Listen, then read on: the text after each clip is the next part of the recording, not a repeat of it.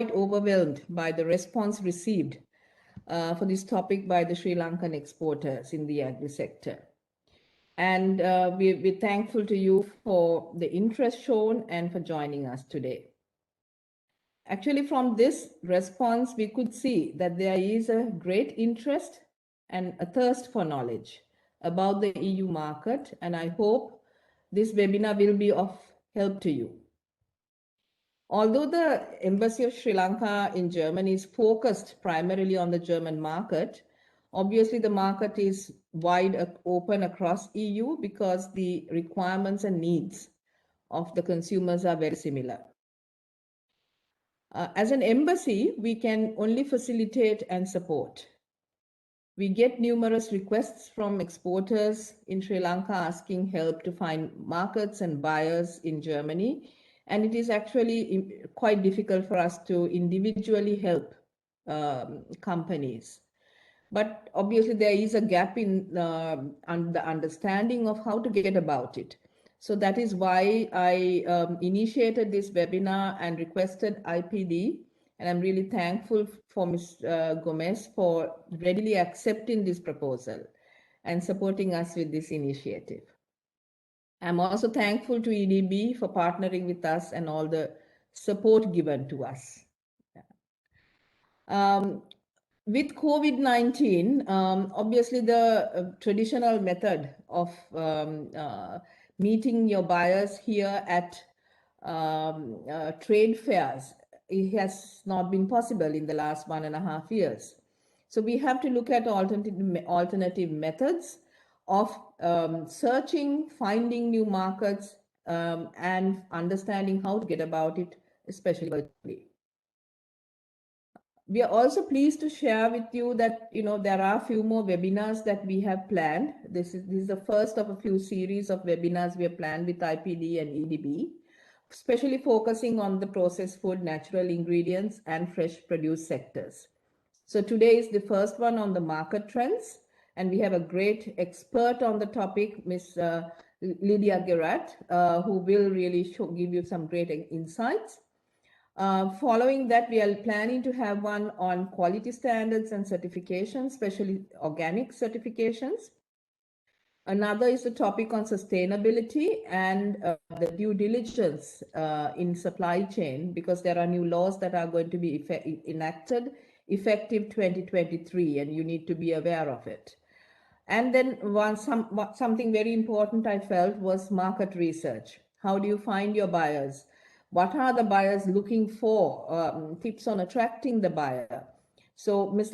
Gerat will actually cover some of that today, but we really will want to do a deep dive onto this topic on another session as well. And as you all know, agri sector exports to EU has been growing in 2020, even though despite COVID-19, we've seen an increase in the overall exports. There's a total of $541 million of exports in the agri products to EU. Of this, of course, coconuts and tea will account for the larger chunk of it, but also closely followed by fish and fisheries products. What I find is that a lot of the participants here were from the agri sector, and therefore currently there is only around 41 million of exports coming from Sri Lanka here. So I believe there is a huge opportunity still, and that we should know how to really capitalize on that. Sri Lanka has been, of course, a very vital country in the ancient spice trade along the Silk Route. So I think we can definitely get back there, and especially with our really great products and flavor profiles of tea and cinnamon and pepper, and also our fresh fruit, I believe we can definitely capture a bigger market. And GSP Plus obviously is also there to give you that edge. And in addition, I must, of course, mention that the new decision by the government and His Excellency President to go 100% organic in our agriculture, I believe it presents a huge opportunity for Sri Lanka. and to really brand ourselves and position ourselves as a pure organic producer. And there will be no other country having this position. So therefore, I think we, as a first mover advantage, we can really seize our opportunity, get a premium for our product. But at the same time, I know there are challenges and during this transition period, but I believe this is a step in the right direction. And in Germany, the bio market, the organic market is only around 9 to 10% at the moment. It has doubled in the last couple of years, year on year, it has been doubling. So I believe there is a big demand that is growing here in the German market and across EU for biofood. Also, I think COVID-19 has also made people realize about wanting to live healthy, have a healthy lifestyle, and a lot of people are cooking at home. And also, I see a big shift from, say, a couple of decades ago. The European market has become very cosmopolitan. People are exploring Asian food. There is more options available in the supermarkets for Asian spices and food. So I believe there is a growing market here which we need to leverage. But I think as Sri Lankan producers, you all need to also understand what is it that will attract your product to this market. Understand the mindset of the European buyer about not only just the product and the quality, but also about how the packaging, how does it appeal to the European mindset and the taste. So how do you make your product stand out from, the myriad of products that will be offered here? So I think some of these, today's session, as well as the sessions that we are planning in future, I hope will help you to get a better understanding and prepare yourselves and give you the tools that you need to get your product ready for this market or expand the market share. So I hope you take away some useful insights today from today's webinar, and I hope you have an enjoyable session today. So with that, I would like to hand over to Maria Gomez Salamanca. She's the expert market person at the Import Promotion Desk here in Berlin. So over to you, Maria. Thank you so much. Thank you very much, Ambassador. Thank you very much. And thank you all for connecting today to speak with us, to see a bit about the opportunities that the European market has for the Sri Lankan exporters. I would like to shortly tell you a bit about the Import Promotion Desk and who we are, so that you can actually get a bit of information on our program. So I guess you can see my my screen now. The Import Promotion Desk is a program that is financed by the Federal Ministry of Economic Cooperation and Development, the BMZ, here in Germany.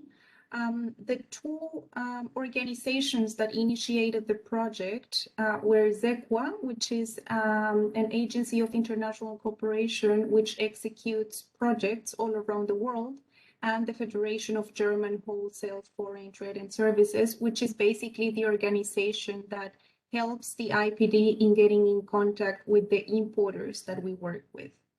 The Import Promotion Desk has executed so far 3 phases. Right now, we are closing the 3rd phase, which will end by the end of this month, actually. And we received the good news that the ministry has approved the budget for executing the 4th phase of the IPD, which will start from July on this year.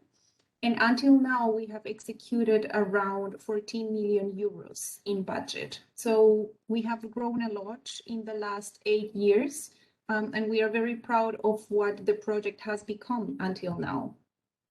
We have 2 main objectives for you to understand what we do. We support the sustainable and well-structured import promotion of products from our selected partner countries. And we try to support the exporters in establishing sustainable business relationships with European importers. So as the ambassador was saying, of course, the German market is very relevant to us, but we also consider the entire European market as, let's say, the ground for opportunities that we can find for the products that are being produced by the exporters that we work with in different countries. So what the IPD looks for is to support companies in these countries to get their products in the European Union through a series of services that I will explain you in a minute. We have two target groups. One is the micro level and the other one is the meso level. The micro level is basically the exporting and importing businesses in our partner countries, Sri Lanka, of course, being one of those, and in Germany and in the European market in general. So what we try to do is to put together these two ends, exporters and importers, to actually support them in making businesses. And we also work in the meso level with business support organizations. In the case of Sri Lanka, we have been working for a long time with the EDB, and that's why we are partnering today to make this, this webinar. Just a few criteria for you to take into account if you are maybe thinking, okay, what if my company wants to be part of the IPD? What should I take into consideration if I want to apply to the program? We work with companies that have few or not a significant amount of business contacts in the European Union. We work with small and medium-sized enterprises. Of course, companies that have sufficient production capacities to actually get to the European market. We only work with companies that can, that can communicate in English, because as you know, the communication with the importers here in the European Union is most of the times in English. And we need the companies to have products that actually can find a demand in the European market. So those are the five main, let's say, criteria that we actually look at when a company is applying to be part of the IPD. Right now in Sri Lanka, the program is working only with companies in the natural ingredient sector. We are looking forward to expanding the project to other sectors, but right now we are only working with natural ingredients, just for you to know. The project is not very big. We have 13 companies right now in the program, and we are thinking about making it a bit bigger, but we are not a huge program, so we don't get hundreds of companies into the program. It's a small project. But if you think that you comply with this criteria, please feel free to send me some information so that we can exchange some emails. And finally, just for you to know, what are the IPD services for the exporters? We support the companies through individual consultancy, through workshops. We offer trainings in different topics. We make study tours so that you can visit the most important trade fairs in Europe, and we offer market information. Let's say that one of the main core businesses of the IPD and the way in which we really try to support the companies is through the participation in trade fairs in the European market. So that's one of our most important, let's say, points and strengths. Of course, since the COVID crisis started, we haven't been able to go to trade fairs because, as you, of course, might know, everything has been canceled since then. However, we are trying to do events online so that we can connect our exporters to importers in the European market anyways. And we are very much looking forward to the reopening of the trade fairs in the upcoming future. So this is basically what the IPD is. If you are interested in being part of the project, this is the process. You need to fill in a company profile. We, from the IPD side, we check whether the company profile is enough or we need to get to know more information about your company. If your company seems interesting to us, we organize a visit during the next sourcing mission that we normally do on site. We go to Sri Lanka and we visit the companies because we want to make sure that your quality standards, the products that you use, etc., are of the highest quality. And after the visit, we evaluate the company. We decide if the company could be in the program, if the company could go as pipeline company, which means that you still have to make some modifications or improvements in order to be part of the program, or if definitely your company does not fit to get into the IPD program. If we decide that you are in, we ask you to sign a letter of commitment for the next 3 years. That's the time that the program normally lasts during the within the countries, and we define a working plan, of course. So that's about it. I just wanted to let you know about the IPD and what we are doing in Sri Lanka. I would be very pleased to answer to any questions via email. And I would like to hand it over to Lydia Garrett, who is one of our consultants, and of course, the main speaker of this event. So thank you very much for your attention, and I hand it over to you, Lydia. Thank you. Thank you, Maria. I'm just going to bring up my presentation to share with everybody.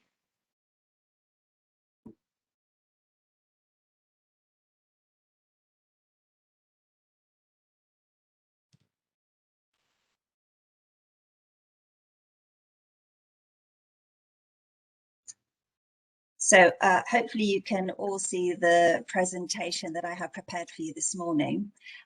Before I start, I just want to let you know that you will get a copy of the presentation after this webinar.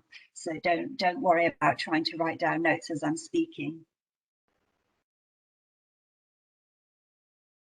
I want to start off by just introducing myself. I am Lydia Garrett. I'm actually based in London in the UK, and I've been an international trade consultant for the last 7 years. I've been working very closely with IPD for the last couple of years, and this year it's been fantastic because I've been able to work with a couple of Sri Lankan businesses, mainly in the coconut products area and spices, to help them start trading with Europe. You're probably wondering why I'm speaking to you today. So my background, which helps me a lot in understanding the retailing environment of Europe, is what qualifies me to pass on the information to you. So my background is mainly from the supermarket side. I was a food buyer for almost 20 years.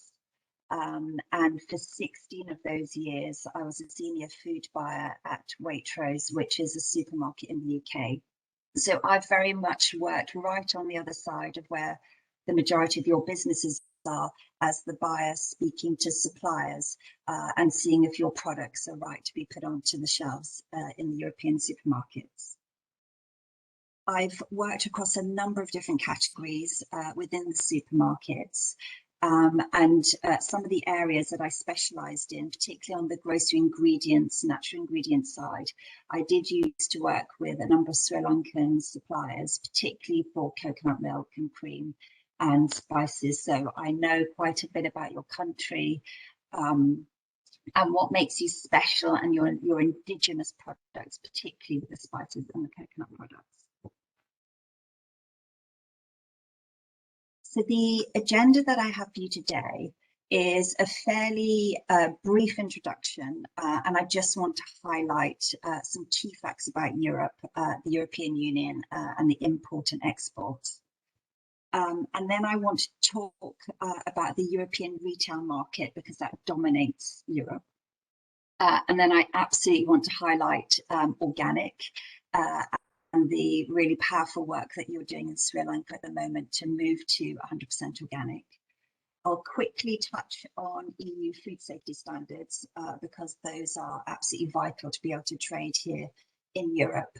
And then I want to delve a little bit more deeply into consumer insights And this is an incredibly important area because fundamentally it is the consumer who's going to buy your products and pay you money for it. So understanding the consumer is what should be driving your business strategies going to the future. I'd then like to share with you finally some trends that I've been thinking about and researching on and what's going to be happening here in Europe so that you have an idea of how maybe to adjust your businesses to trading with us here in Europe. And then finally, I have an appendix of a number of charts and tables I've put together for you so that you have that information when you receive my PDF at the end of the webinar. So just to start off very briefly, I thought I'd show you a map of Europe. You can see that the countries highlighted, the ones that are coloured, are the countries that are in the EU, and there are 27 EU states. The population of Europe is 448 million, and we are the second largest economy in the world in terms of GDP. I've just listed for you a number of the European countries. Not all of them are within the EU. The EU is dominated by what we call the single market and the customs union.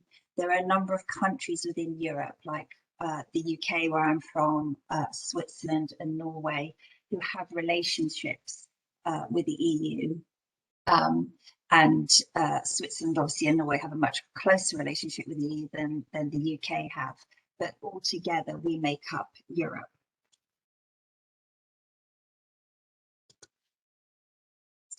In terms of the food that the EU is importing, this slide will be really interesting for the majority of you.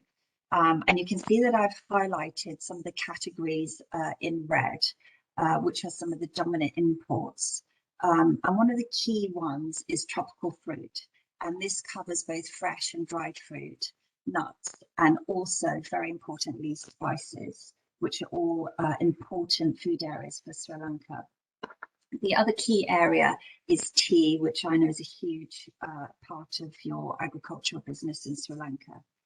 And as you can see, so this data is from 2020, and the EU imports 13.4 billion euros of tropical fruit, nuts and spices, and tea 6.1 billion. And actually the growth of imports in tropical fruit, nuts and spices has increased 11% year on year. Total food imports into the EU is about 122 billion, and that's grown by 0.5% year on year. And you know, 0.5% might not sound that huge, but we're talking these great big numbers. So any slight increase year on year is actually a big movement when you're talking about billions. That huge section on the pie chart that's called agri-food, that comprises of mainly commodity food. So that would be things like all the cereals, the wheats, rices, vegetable oils, dairy, huge section, and obviously meat. The one thing to remember about this chart is this is total food import. So this covers both the supermarket retailing sector, and it also covers the out-of-home eating sector, which is the restaurants, the cafes, the food service sector. So I really wanted to highlight to you which are the top categories of imports into the EU.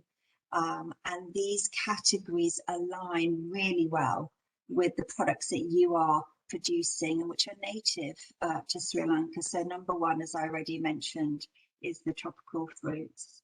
And number three, you can see, is tea. And you know, this slide for me is incredibly exciting because it says to me immediately, well, Sri Lanka definitely has a huge potential to be trading a lot more with Europe.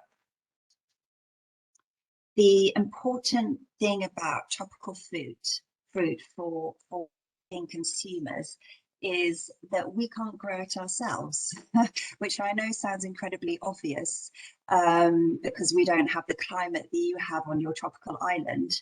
but European consumers love the taste and flavour of tropical fruits, nuts and spices. And because we can't grow it ourselves, that gives you this incredible opportunity to be the country that provides it. And also because we have our own growing seasons. So during the summer season here in Europe, we are growing our own fruits and vegetables. You are then able to take over our winter season when you start increasing your exports of fresh fruit and vegetables into Europe, because that's when we are very much looking for countries outside of Europe that can provide us with all of those fresh fruit and vegetables that our consumers are absolutely demanding. So this pie chart highlights the food that Sri Lanka is exporting into Europe at the moment. So you can see, obviously, you are already exporting into the key categories of tropical fruit, nuts and spices, and the key category of tea and coffee. The interesting number for me is the total exports from Sri Lanka into the EU of 353 million euros, but it's the growth number. You are growing 6.3% year on year, which is incredibly strong. So there's obviously a demand. You are coming from a small base, so there is huge potential to continue to grow. And this table highlights your exports into Europe. And what I want to point out to you is that tropical fruit, nuts and spices is number 4 on this table, whereas the imports that Europe is asking for, tropical fruit is number 1. So that tells me there's a lot more potential, there's a lot more to go for with Sri Lankan businesses to push your exports into Europe up much higher up that table. There is a demand here.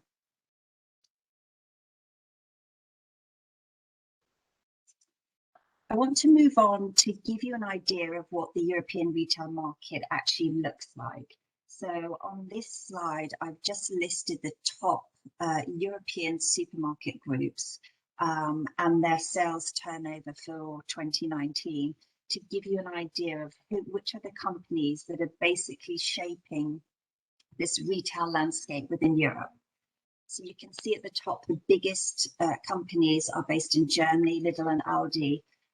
And these are what we consider discounters, which means that the customers shopping at Lidl and Aldi are always going to get much cheaper prices in these types of supermarkets than in most of the other supermarkets listed on this graph. What I really want to try and get across to you about the retail market within Europe is to let you know that it's incredibly competitive. It's a very lucrative market if you can start exporting into Europe, but it is competitive. And the only way to deal with that competitiveness on prices are very sharp for consumers. Quality standards are very high, is to have a very deep understanding of how the retail market operates, how the consumers think, and a good idea of what the trends are and where you can fit your products into certain niches. So you start finding a consumer, finding a retail partner to work with. One of the things I did want to highlight about pricing, because Europe is competitive, it's not an easy market to work with. And the profits that you might be expecting to make within Europe are not going to be huge, but they are going to be strong because of the number of the huge population we have in Europe translates into high volume and therefore high value and cash profit. But in terms of margins, you can see that this market is dominated by Lidl and Aldi, who are discounters. But I wanted to highlight to you not to fear that, because even though Lidl and Aldi are giving their customers lower retail prices for their goods compared to their competitors, like the third one down, you see Tesco in the UK or Albert Heijn in the Netherlands, it doesn't mean that Aldi and Lidl are pushing suppliers, businesses like yourselves, for much lower cost prices to supply them. They work to a different profit model, which means that they are able themselves to reduce the profit and margins they expect, and that is how they give their customers these lower retail prices. They are not forcing suppliers like yourselves to provide incredibly low prices to them. So don't fear that just because the discounters are dominating Europe, they run to a different profit model compared to the other supermarkets that you'll see on this list. The other important aspect about Europe is the fact that it is dominated by supermarkets, and they have built up over the last 30, 40 years, and the majority of the population in Europe are using supermarkets for their main source of shopping. And the supermarkets in Europe are very sophisticated. They all have their own websites. A lot of them do online shopping. And they have, over the last decades, built up a very detailed infrastructure, not only in supply chain, which is also very integrated with the importing from countries all around the world. You probably know that in the Netherlands, the Dutch are incredibly famous for their trading with their big ports like Rotterdam and Antwerp, and millions of tons of goods are shipped in day in and day out.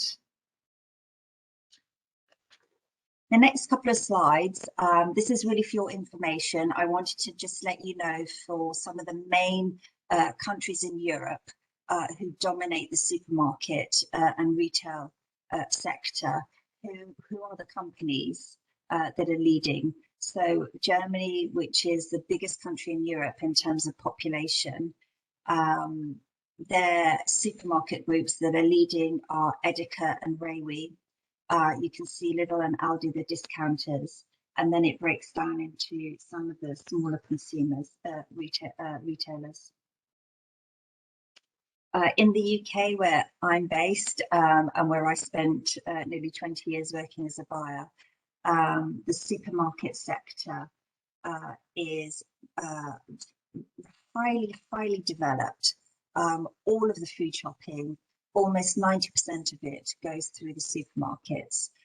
There's a lot of competition in the UK, and the UK consumers benefit from some of the lowest prices of food compared to their disposable income in the world. We come second to the US. So British consumers are very used to these low, sharp prices. And the supermarkets here compete intensely on price.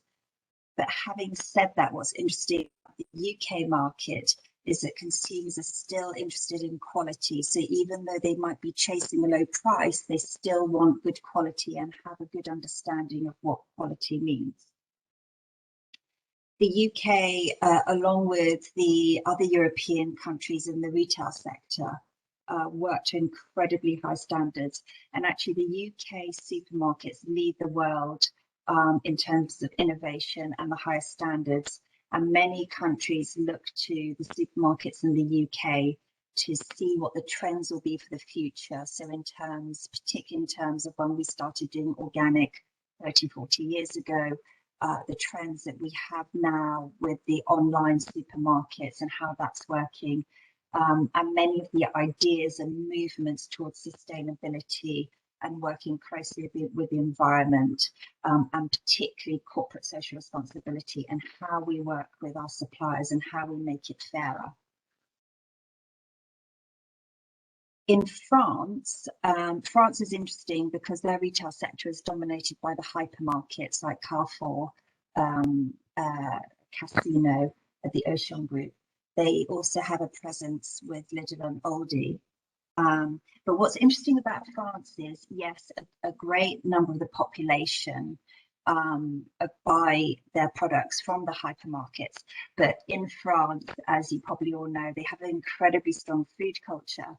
And in France, they still have the local fresh markets where they're selling the fresh fruit and vegetables, the bakery goods, the meat and fish. So that is still very much part of their food and shopping culture.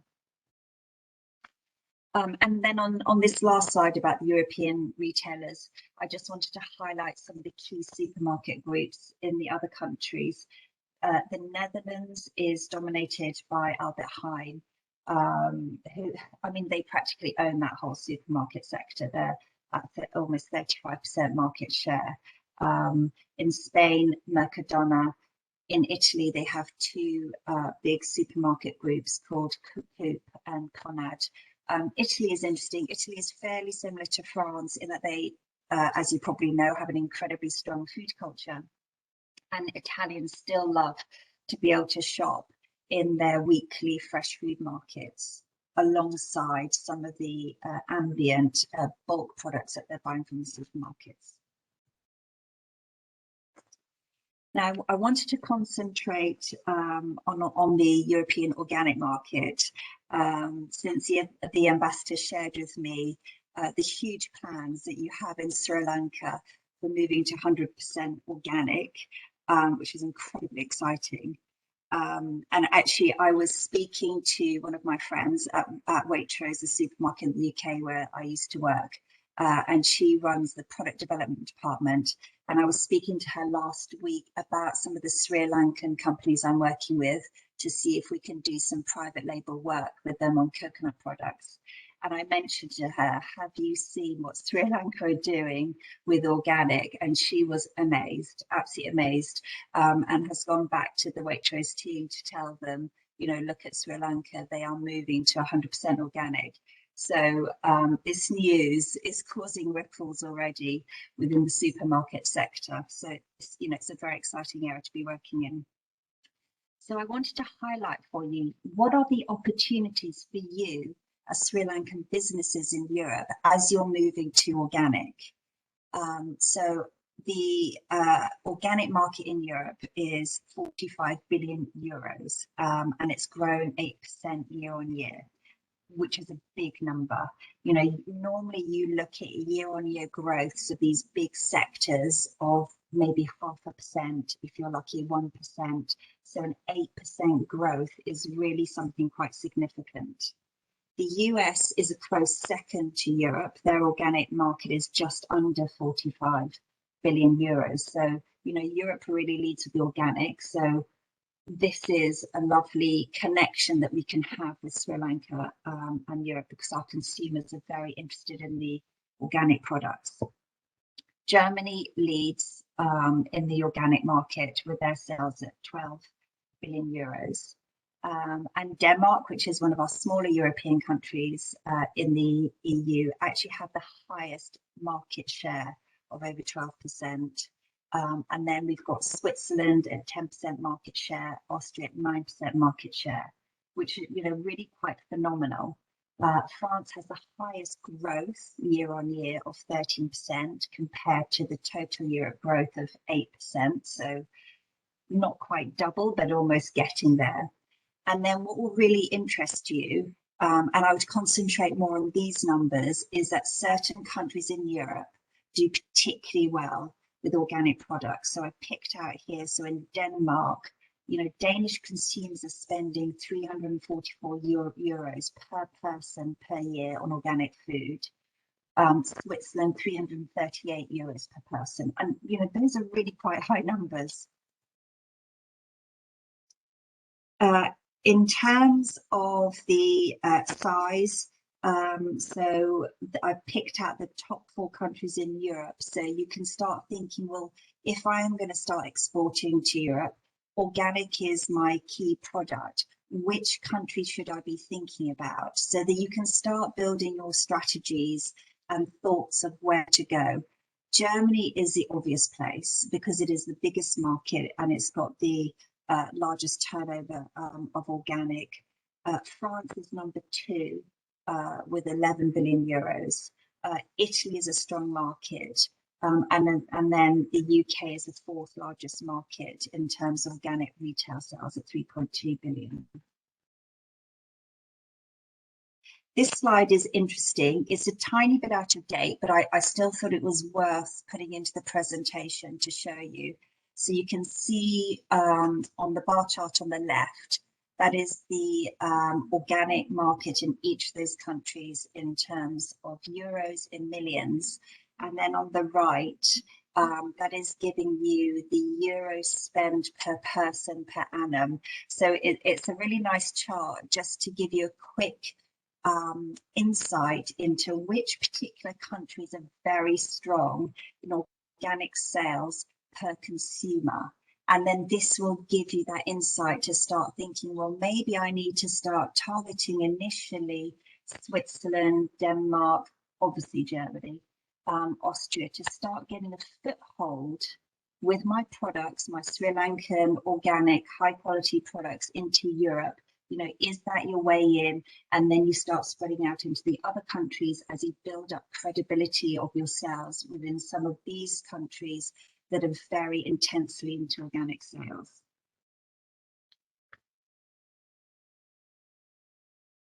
I want to highlight to you the EU food safety standards and requirements. Europe leads the world on food safety, and our standards are the highest in the world. Our legislation is very strict. And we are particularly proud of the food safety standards that we adhere to in Europe. So, and even the countries which are not part of the EU, we follow those same regulations. So the UK absolutely follows the EU food safety regulations. And actually the UK supermarkets work to even higher standards than the regulations. And a number of the big supermarkets that I've mentioned in previous slides in the rest of Europe also work to high standards. They use the EU food safety legislation as a minimum, and they usually work to higher standards than this. So the rationale behind the EU food safety legal requirements is around food hygiene, contaminants, residues, which is not going to be a problem for Sri Lanka when you move to banning all of your chemical fertilizers and other pesticides by 2030, plant health and animal health.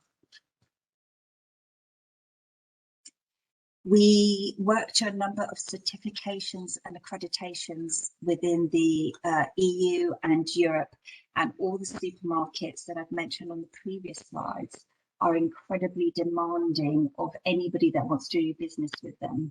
So I've listed a number here, but in terms of natural ingredients, so things like any of the coconut products like coconut milk, coconut cream, oils, butters, any of the spices, absolutely anything like the teas and coffees. If you want to work with any of the European supermarkets, you need to have in place things like HACCP as a minimum. You need to, if you're working with fresh fruit and vegetables, you need to have Global GAP as an absolute minimum.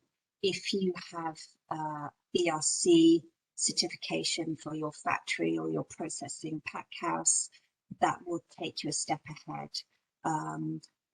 Certifications like IFS, those are all really important.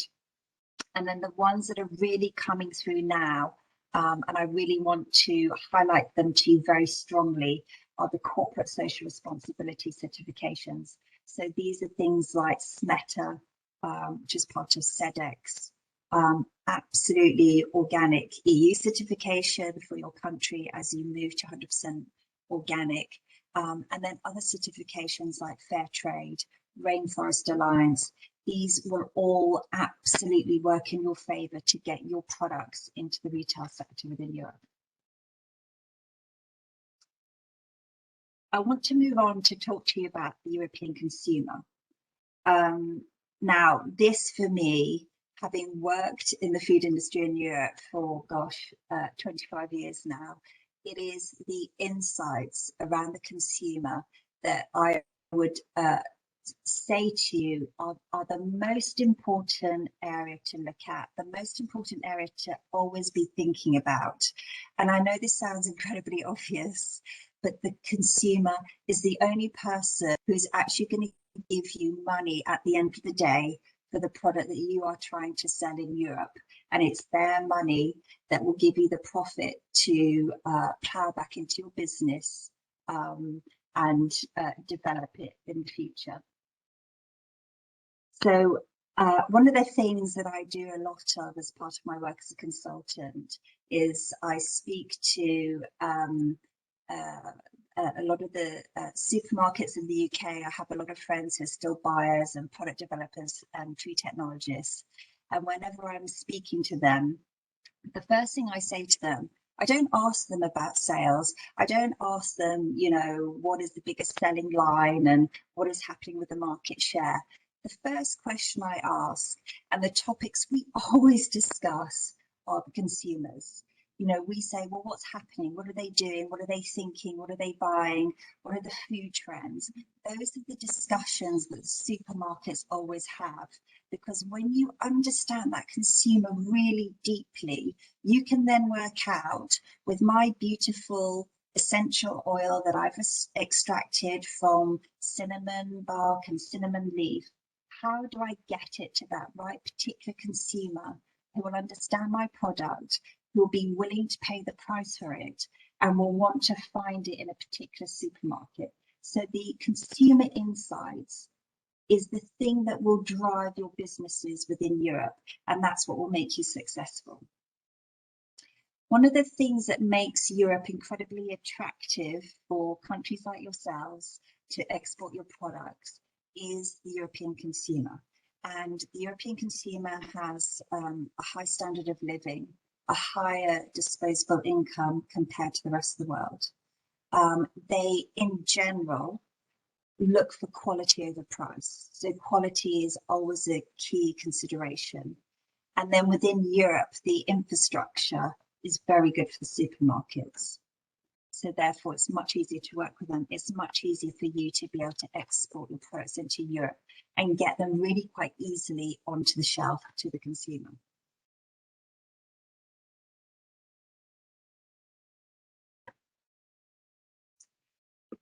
So the next couple of slides, I just want to take you through what has been happening here in Europe in the last year. And because of COVID, there have been a huge amount of changes in people's behaviours, which have been accelerated by the lockdowns.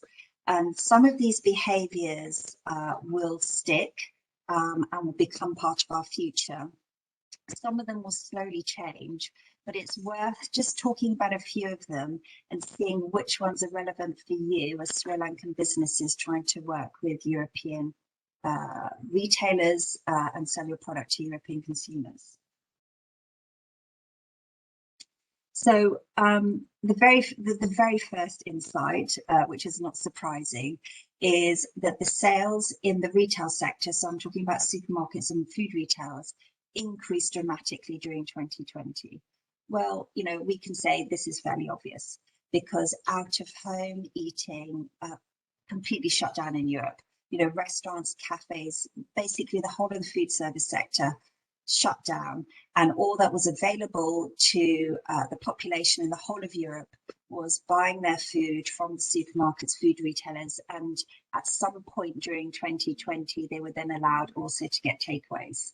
So value for 2020 increased by 10% year on year compared to 2019, and volume increased by 8%. The interesting thing about these numbers, you can see that the value is higher than the volume. So that is telling me that there's potentially an element of inflation, which would make sense because I know in the UK in particular, the supermarkets stopped promoting their products. So the prices weren't as low during 2020 with promotional prices compared to 2019. So consumers were paying a lot more money for that same product, and therefore value is greater than volume. We also know what has driven these sales within the supermarkets, and the populations in Europe have had to adapt to the lockdown, so particularly working from home. Many people are obviously cooking more often, and if they can get away with not cooking, then they might be trying to have some takeaways, but basically a lot more cooking from home and therefore a lot more shopping at the supermarkets. There's also been a big change in purchasing behaviour, and the purchasing behaviour is I would say something for you to keep an eye on, because this is not going to change dramatically in the next couple of years. COVID and the effects of it, the lockdowns, the effects on the economy will keep going for a number of years. So the main effect to European consumers has sort of gone into two different directions. It's been polarized. At one end, you've got economic hardship, and at the other end, for a number of consumers, you've actually got economic security. They've, in a sense, benefited from this situation with the pandemic and the lockdowns. So the first group sitting in the economic hardship, they've seen a huge loss of income, job losses or reduced hours, and it's incredibly tough. Everything is stretched and tight. And so they're obviously looking to be saving as much as possible and stretching their money to be buying the food that they need. The other group of consumers who are, in a sense, they've actually gained a lot of economic security. These tend to be more of the middle class consumers who are able to work from home. These are office-based people. They've maintained their jobs. They're all working virtually, doing webinars like we are. And the consequence of that is they have saved a lot of money. In Europe, we spend hours commuting. Commuting costs a lot of money. Well, instantly overnight, all of these consumers have saved that money.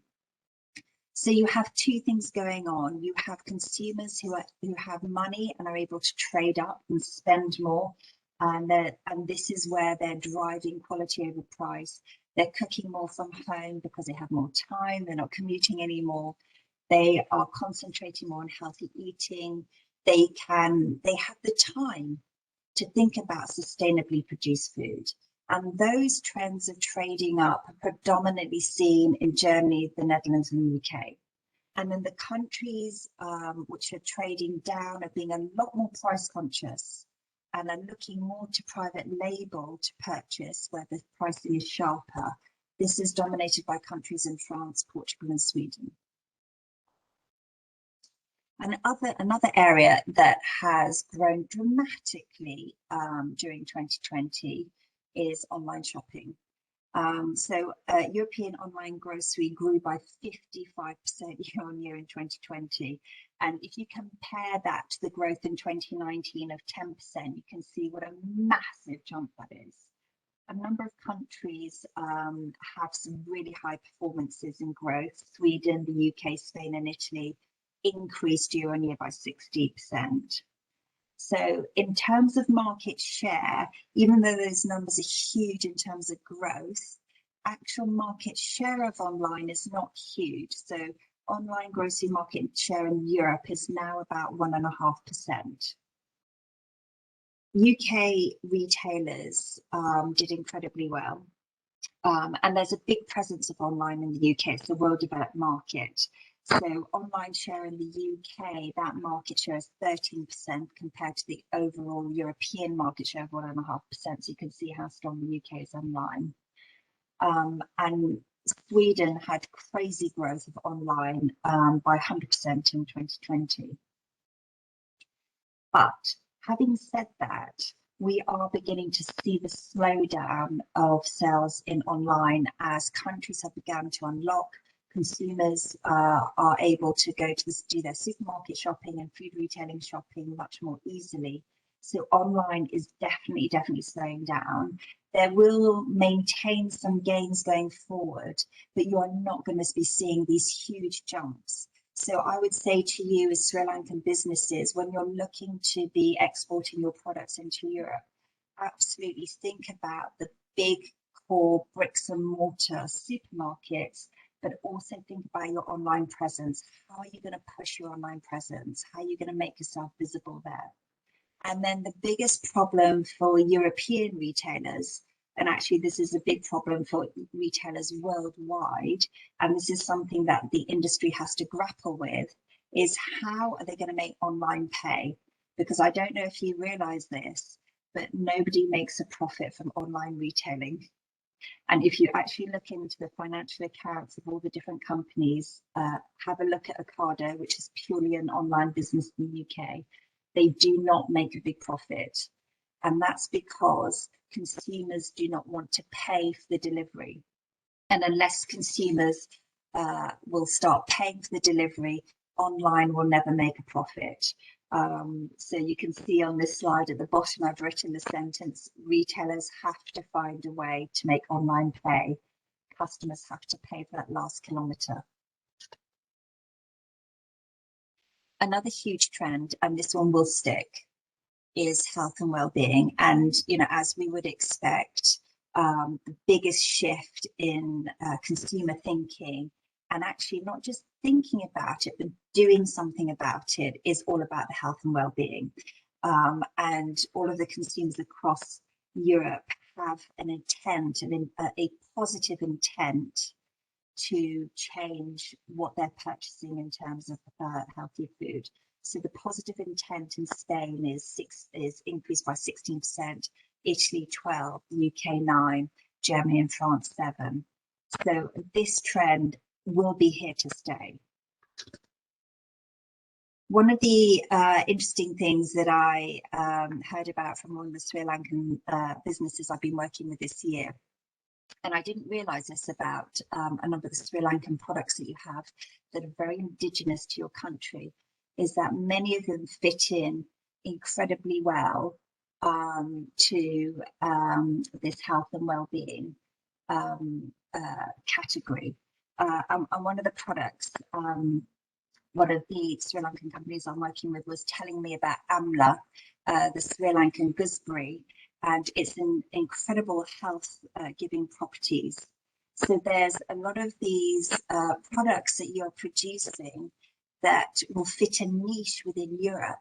But, you know, now at this particular point in time, you're pushing against an open door with some of your products that very much sit into this health and well-being category.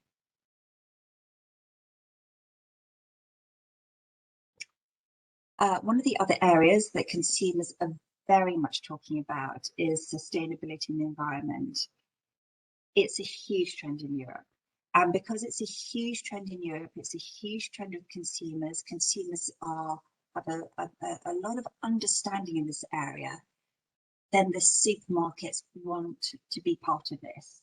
So it's very much driven in I would say, almost in what you'd call a virtuous circle of the consumers wanting to be more environmentally friendly and buying sustainable products, and therefore the supermarkets want to deliver that. And you as a country, Sri Lanka, are in the absolute perfect position to fit into this with, you know, the fact that your country has chosen to move to 100% organic fits in beautifully, absolutely beautifully, with this huge trend that is emerging in Europe with the sustainability in the environment. And here again, you can see that there's this positive buying intent of consumers to buy sustainable products. They are actively looking for the products that you are producing in Sri Lanka. We just need to find a way of getting your products onto the shelf in Europe. So in Spain, the positive intent is 14%. It's high in Germany, France and Italy, and 8% in the UK. To finish, I just wanted to run through some of the consumer trends that I'm seeing and what I think that you as businesses in Sri Lanka need to just be aware of, maybe building into your strategies and thinking about when you start looking to export your products to Europe, and how you're then going to talk about your products and your businesses to the different supermarkets, food retailers, co-manufacturers, importers, etc., who you want to do business with. So a lot of the consumer trends absolutely relate to what's happened in Europe because of COVID. So the very first one is price. And I've talked about how lockdown, the pandemic, has affected and polarized consumers in one of two ways. We've either lost income or they've saved money. But having said that, for both groups, the effect of the pandemic, the unease, the loss of confidence has actually forced both groups to be careful on price. So even though one of the groups has savings and can afford to buy product, they feel nervous. So they're still looking at price. They're still looking at holding on to their savings. So price is going to be very important going forward for a number of years. And it's something that you need to be conscious of. But as you are positioning your country to be 100% organic, that naturally pushes you into an area of high quality, slightly more premium product.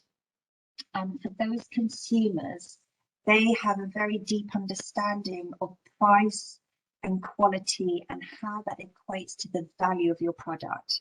And that's an area that I would suggest you think deeply about, how you explain the value of your products and how price relates to that value quality relationship.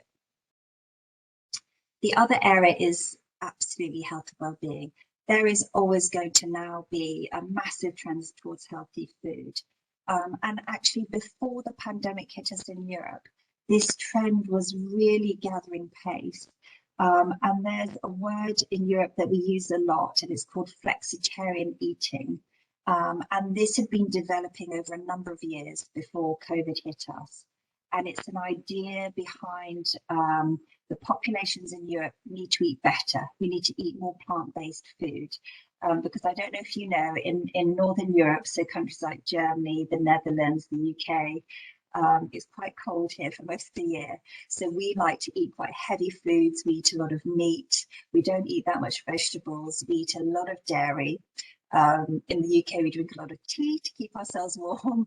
So these are quite heavy meat-based meals. And there's been a big trend over the last 5 years to take one of our meals per week and just have it as purely plant-based, which I know sounds a bit strange to you in Sri Lanka, where I know the food is very much around fresh fruit and vegetables.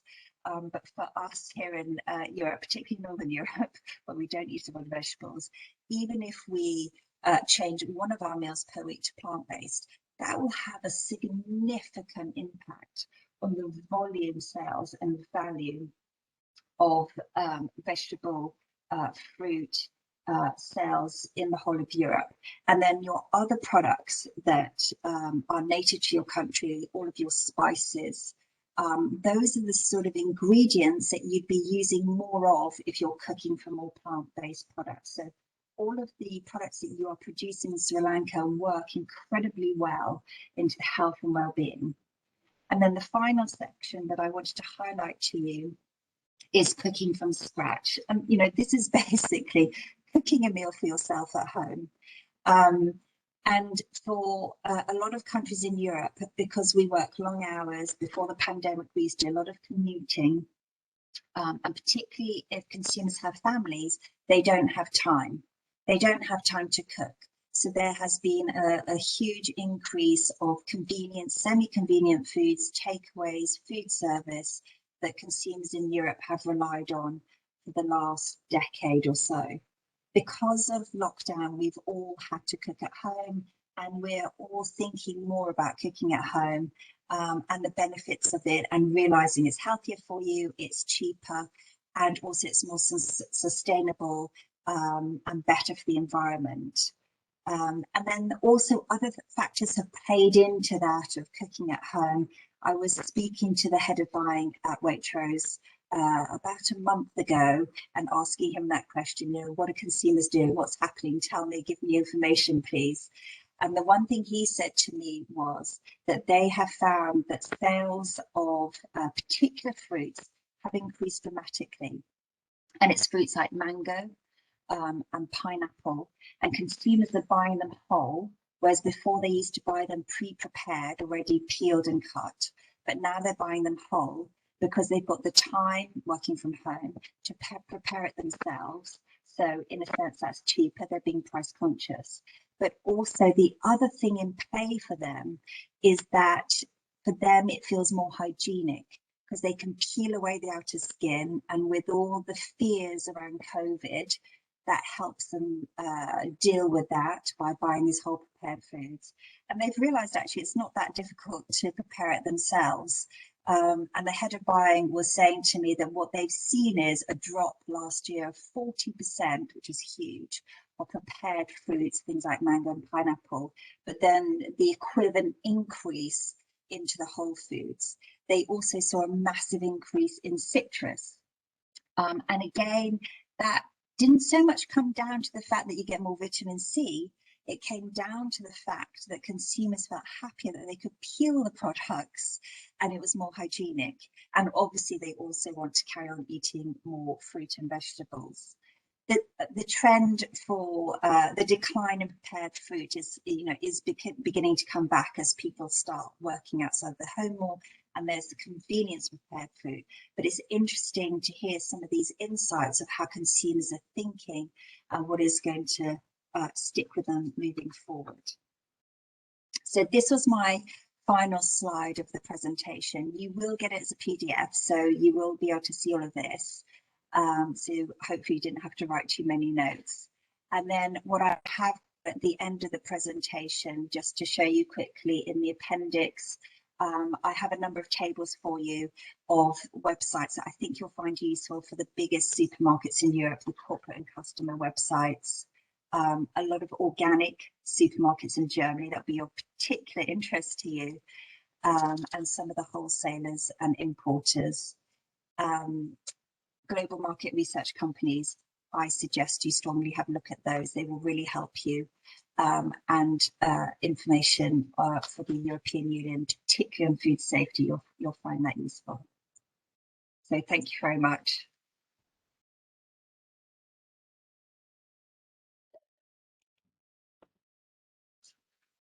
Thank you, Lydia. Very inspirational presentations and very insightful informations regarding the EU market. I think there are so many questions to your presentations. It's time to start the question and answer sessions. Is it okay, Your Excellency? Shall I start the question and answer sessions? Yes, please go ahead, Inoka. Thank you. Thank you. There are so many questions to you, Lydia, but we have sorted some of important questions from Sri Lankan side. There is a product-specific question. What would be the best method to approach European supermarket to provide competitive quotes? Actually, it is the very general questions. There are Sri Lankan branded products. They are wants to achieve the Sri Lankan brands into the supermarket chain. You can provide some information. If you have particular brands that are ready to start supplying directly to the supermarkets, I would suggest that you do a little bit of investigative work first. So highlight to yourself who is the consumer for your product. So if your product is organic, for example, and it's an ingredient-based product, well, then that would immediately tell me it's going to have a slightly higher price than a conventional product. So already you're looking to a consumer that can afford that higher price. So you have to start thinking about what we would call maybe an AB1 demographic consumer, so consumer with a high disposable income. Those consumers will then shop in the supermarkets that cater to those particular consumers. So you might start thinking, well, if it's Germany that I want to target because they have a huge organic market and my product is organic, I'm going to look at supermarkets like Rewe, who caters more to the slightly more premium end rather than the discounters. So then you can start narrowing down your searches. You might also absolutely want to target Switzerland, where we saw in one of the slides that their consumers very much spend on organic products. And then you'd look to some of their top supermarket chains like Migros and Coop. And then I would suggest you start looking at those websites, and in the appendix, you'll get the website addresses that I put on there, and start getting a feel of what other products are sold in the same category. So for example, if it's an organic coconut milk, then you just Google into the search on their websites, organic milk. You'll see what other brands are selling there, what the prices are, what the ingredients list is. I know with the Sri Lankan coconut milk companies I've been working with that they have very pure ingredients lists. It's just coconut extract and water. but you'll see that some of your other competitors from Thailand, Indonesia and Vietnam, they put a lot of thickeners and stabilizers in. So automatically, that is something to talk about with the supermarkets. That puts you ahead of the competition. So it's always, you always want to be thinking about and looking at, who is my consumer? Do they want my product? Where do they shop? How can I get to them? And how do I convince a buyer to sell my product? Well, you can convince them with the fact that you're 100% organic. Sri Lanka is 100% organic, so you've got the backing of your whole country. Your ingredients list is pure compared to your competitors. Your prices are sharp, and your product appeals to that particular supermarket customer base. So there's a lot that you can do sitting in your office in Sri Lanka using the internet to do all that sort of research and get all that documentation together, put your sales pitch together, and then start approaching the supermarkets. But just to warn you, the supermarkets are a nightmare. I mean, I was a buyer there and they take a long time. So I would just suggest that in your minds, if you want to get into a supermarket, it will take a minimum of a year. But don't be disheartened, keep going. Thank you, Lydia. The next question is product specifically. Export of wellness herbal beverages formulation where Ayurvedic herbals are incorporated to EU is as a constraint, as most of the Ayurvedic herbs are categorized as a novel herbs by the EU. And there is no approval from IFSA, EFSA, EU form for such a herb set. There is a mechanism where how we can facilitate to this process for the novel herbs? This is the novel ingredients. Yes. Okay, so yes, the EU has strict regulations around novel ingredients. And for those of you who don't know, novel ingredients are food products that are very unusual to us in Europe, and they're ingredients that we haven't really seen. So there is a link. I will share it with yourselves and the ambassador to the EU Commission website, and it details the regulations about novel ingredients, and effectively it's legislation. So you have to register your novel ingredient with the EU, and there's a process to that. But it should be fairly straightforward. I'm sure it'll be complicated because a lot of the food safety regulations of the EU are complicated, but there is a process, and there is a link that I can point you towards for you to have a look at that. Thank you. Next, No also problem. technical. What is the market for gluten-free starch and gluten-free starch processed food? There is a big market for gluten-free, a really big market. And the different countries in Europe, they call gluten-free by different things. So here in the UK, the supermarkets categorize gluten-free products into an assortment that we tend to call free from.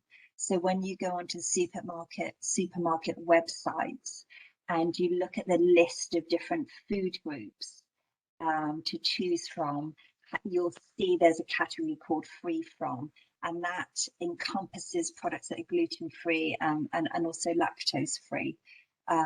So the gluten-free market is an interesting one, because the gluten-free consumer tends to be a consumer with a higher disposable income and more time to think about what is wrong with me. So this particular consumer will spend more money on gluten-free products, and they tend to believe that they have a lot more health issues than they might have. But it's an interesting market. When I worked at Waitrose, as a buyer for 16 years, they had a very big free-from market with their consumers. Waitrose in the UK is a very premium supermarket, so they attracted a lot of these sort of consumers. So the interesting thing for you about gluten-free is that it's seen as a premium product. Therefore, there's a better pricing for you around that. Even though the percentage margins are not going to be any greater than any other category, your cash profit delivery will be greater because obviously you're selling things that are higher cost into the supermarket and then obviously a higher retail to the customer. Thank you. Next question also regarding the organic sector. Because of Sri Lanka having good trend and the government is promoting the organic cultivations. Question is focused on how is the organic trend in EU? There is such a big market for the Sri Lankan organic products. So organic is huge, and hopefully the question is picked up from a number of slides in the presentation just how big the organic market is. And as I mentioned, Europe leads the world in terms of the size of the organic market we have. So, you know, the fact that Sri Lanka is going to move to 100% organic is really quite phenomenal. It is really phenomenal. And I would urge your country to be sending press releases out to all of the supermarkets to let them know, because it for supermarket buyers and product developers, that's something really quite exciting. To be able to pass that information on to their consumers. Because one of the things consumers always worry about is when they pick up a product that says organic, and it will always have a higher price. Organic is always more expensive than conventional because it's, you know, as we all know, it's harder to manage organic products. Consumers always worry, is it really organic? And the fact that your president has decided to be 100% organic will give unbelievable confidence to European consumers that when they see a product is organic and it says country of origin Sri Lanka, they know that it will absolutely be organic, you know, and that is something that will really propel sales of the organic products. And the credibility around that is quite amazing. And I would urge you as a country to use that in all your marketing and your press, your PR, anything you can do in any of your social media, almost to have a statement on any of your business websites. This is what we're doing as a country. It's such unbelievable credibility. Thank you. And next step is the certification requirement for the organic and the test reports. Sometimes according to the EU regulations, our certifications will have a vary. What are the requirements in the EU market and what are the test requirements we obtain from the local market? There is a question, any certifications, laboratory certification agency you can suggest from the EU to obtain the quality standards and test report?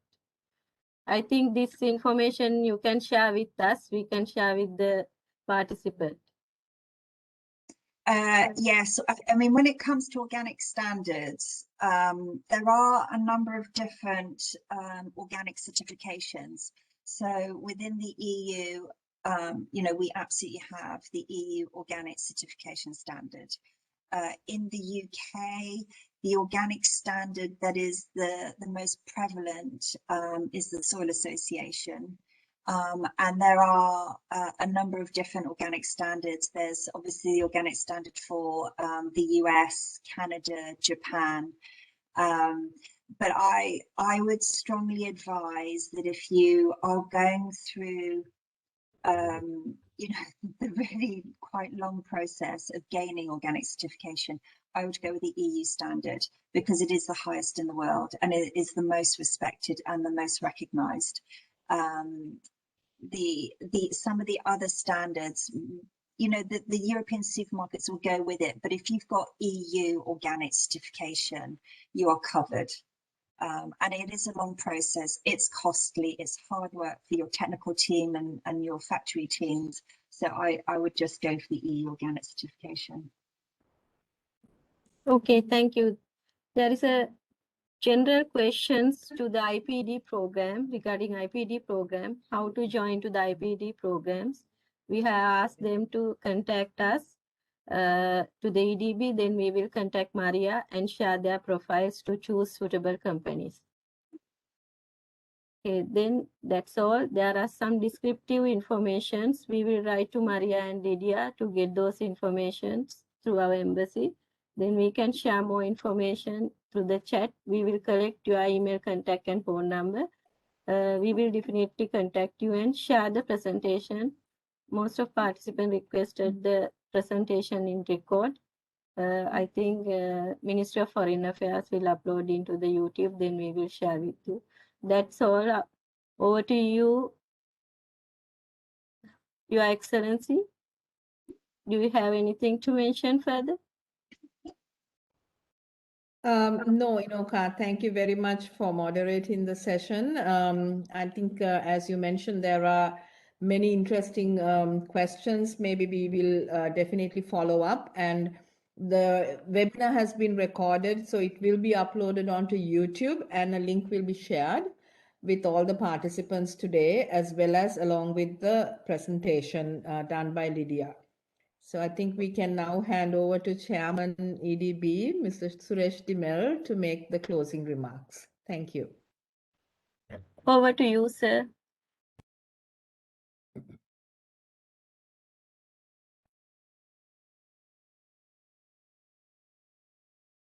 You are mute, I think.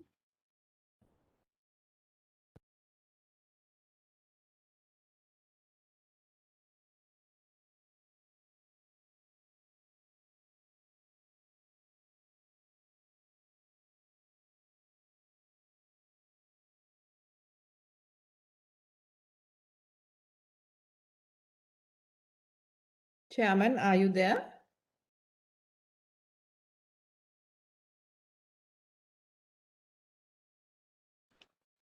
Mr. Samagi, he's coming to Suresh Dimel as a user as a Suresh Dimel. Okay. Okay.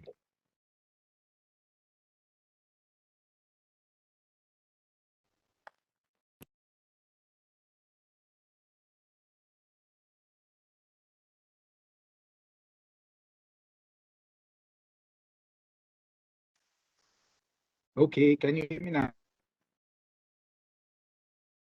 Yes, we can hear you, sir. Yes, sir, we can hear you. Okay. All right. Thank you. Your Excellency, Manori Unambua, Ambassador for Sri Lanka in Germany, Ms. Maria Gomez, Salamanca, Expert Sourcing and Markets, Import Promotion Desk, Germany, Ms. Lydia Garrett, International Trade Consultant, Food Industry, officials from the Foreign Ministry, the Sri Lankan Embassy, and distinguished participants. On behalf of the Sri Lanka Export Development Board, I express my sincere appreciation to Your Excellency and mission representatives for organizing this timely event today in collaboration with the EDB and IPD. The enthusiasm shown by very many participants to join this webinar has indicated the interest of Sri Lankan entrepreneurs to engage in agricultural product exports. The information provided through this webinar will be much useful to properly guide the Sri Lankan exporters and potential exporters to enter the EU market. I wish to extend my sincere thanks to Ms. Lydia Garrett, International Trade Consultant, Food Industry, for the inspiring presentation made today. It is very useful for the participants to get insight on the EU market trends for agri-food products. I also wish to express my special thanks to Ms. Maria Gomez Salmanca, Expert Sourcing Markets Import Promotion Desk, Germany, for the cooperation extended to the EDB for implementing of an export coaching program in Sri Lanka since 2018 to introduce Sri Lankan SMEs to the EU market. We look forward to continue work with IPD more collaboratively in future and also to facilitate establishment of an IPD hub office within EDB. Also, I would like to convey my sincere special thanks to the officials of the Ministry of Foreign Affairs for facilitating this, for the excellent facilitation, and EDB officials who work with Sri Lanka Embassy and IPD for organizing this webinar successfully. Finally, I am grateful to all the participants for your presence and active participation at this webinar. I know I joined late and I'm going to look forward to watching the recording of this webinar because I am personally exporting organic spices to EU already, and I'm very interested in learning what you discussed today.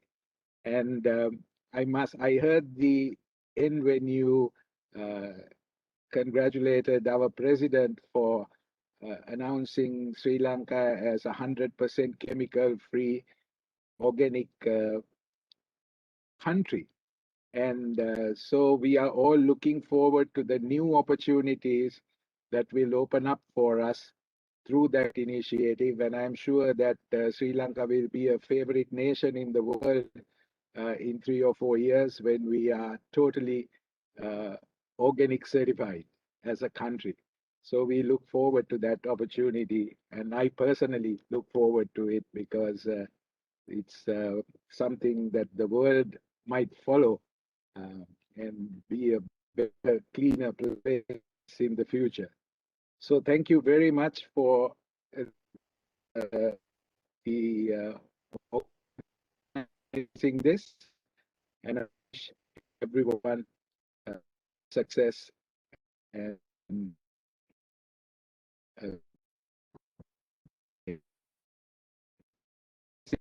and I could.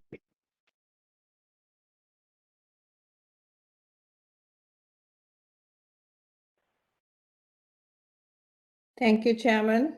I think this brings us to the end of the webinar, and we will keep you posted of our upcoming webinars as well, and look forward to you all participating in that. Thank you once again, everyone. Special thanks once again also to the keynote speaker and all the other speakers. Have a pleasant day, everybody. Thank you. Thank you, Your Excellency, and Maria and the team and the Foreign Ministry. Thank you very much, all the participants. Thank you.